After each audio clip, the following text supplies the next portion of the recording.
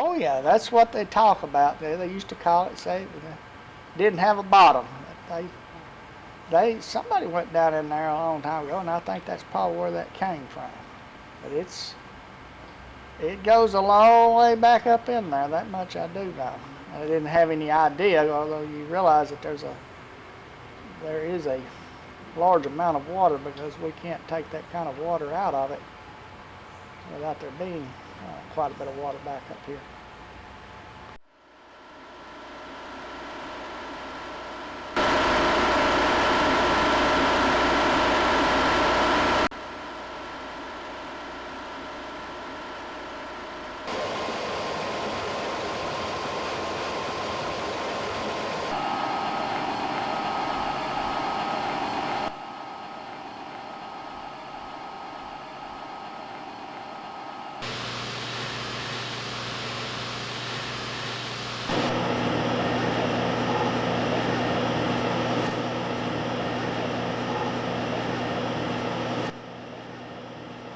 The town of Jasper uses Blue Springs for its primary water source, and that water comes out and we send it out to the tanks and distribution system.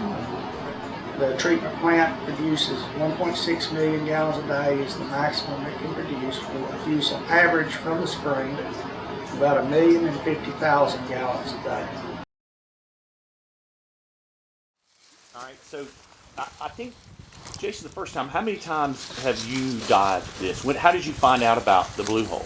And how did you get permission? Actually, interestingly enough, when I first moved up here, I guess it would have been 2005 or 6, we'd been coming up here for 10 or 15 years dry caving and looking for springs and stuff like that. And we actually saw this on the topo because it shows up on the topo and drove past it and then saw all the fencing and all that stuff. We're like, oh, there's no way we'll ever get access to dive here. So we knew there was a spring of some sort here for quite a while, but never really got the opportunity to get down here. We connected the spring here with the pool and then started going upstream, and we're just blown away by how much cave was in the upstream. What happens is the end of this cliff here kind of collapses on the other end, and you can see it over there where there's bunches of rocks piled up on the side, and that kind of continues in there. What ultimately happened is some kind of debris collapse happened there in the ceiling, just like this, where you see it makes a step and goes down, does it one more time, goes back in about 15 feet, then goes back down and kind of makes a third step at about 15 feet of depth. So it just kind of steps back like that, and the surface debris, the rocks and all that, have just kind of slumped forward until they just barely touch the ceiling.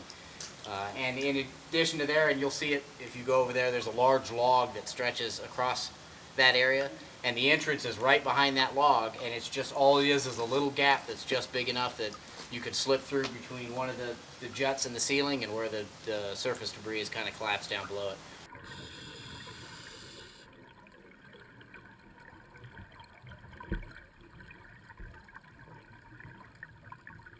So we get through there. That's kind of the third big room, or the big dome room, and from there the cave drops down to 140 feet of depth, which is the deepest part so far in the cave. And that continues slightly smaller, maybe 12 to 15 feet wide, so it's not as wide as everything before it, and maybe 5 to 6 feet tall, maybe typically 5 feet, so it's a little bit smaller vertically as well. Hopefully I'll get to put another 2,000 feet in there, and that'll bring it up to number 2. So that's today, and so Yeah. and how many feet are you now? Right now we're about 7,180 feet back, so a little bit about a mile and a quarter or so. And the hope is to bring it out to somewhere around 9,000.